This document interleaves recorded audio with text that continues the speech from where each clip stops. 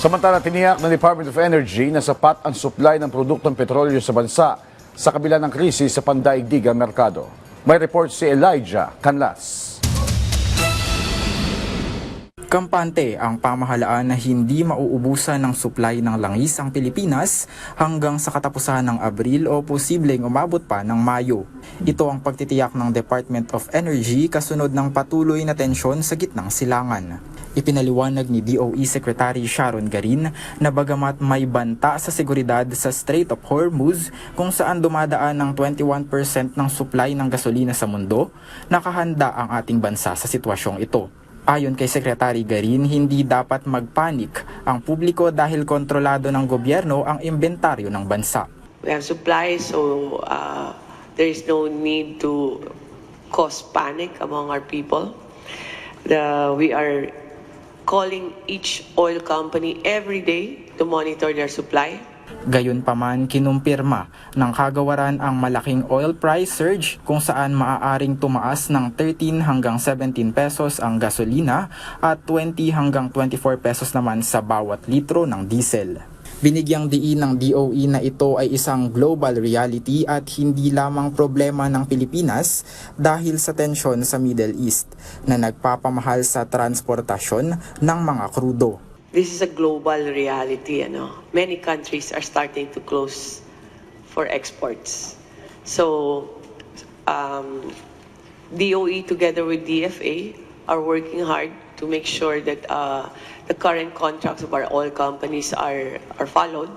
Kasi meron na silang mga kontrata niyan sa ibang companies, sa ibang countries. Sa kabila ng pagtaas nito, tiniyak naman ni Director Patrick Aquino na halos 90% ng mga ahensya ang sumusunod sa direktiba at patuloy ang pakikipag-ugnayan sa iba't ibang kagawaran para sa diskwento sa mga PUB drivers at mga kaugnay na sektor. Patuloy rin ang pakikipag-ugnayan ng pamahalaan sa mga bansang pinagkukunan ng langis gaya ng South Korea, China, Thailand at Singapore para masiguro na may alternatibong mapagkukunan ng supply kung maghigpit man ang ibang bansa. Aktibo rin ginagamit ang eGov portal sa ilalim ni Yusek Wimfy Puentabella upang masubaybayan ang anumang ilegal na aktibidad sa mga gasolinahan at matiyak na rasonable ang galaw ng presyo. Rasonable ba yung pagtaas o yung pagbaba ng kanilang mga presyo? Kasi at the end of the day, we want them to remain open. Again, we have to make sure na continuous yung flow ng supply all over the country.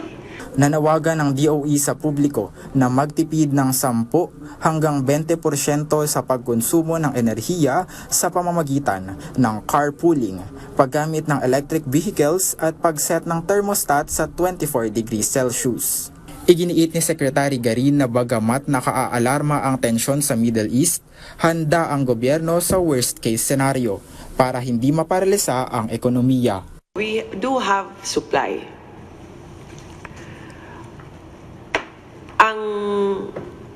As DOE lang, what concerns me most is the war in Middle East. Because the longer it takes, di mo alam kung ano mangyayari. Kung sa presyo, aakyat siya. Pero yung supply natin, kailangan palaging meron. Bilang huling paalala, mahigpit na binabantayan ng DOE ang anumang insidente ng hoarding at handang magpataw ng parusa sa mga mapatutunayang nagtatago ng supply. Siniguro rin ng pamahalaan na nakahanda na ang mga subsidies para sa mga apektadong sektor gaya ng mga magsasaka, mangingisda at mga tsoper ng pampublikong sasakyan. Elijah Canlas mula sa Pambansang TV sa Bagong Pilipinas.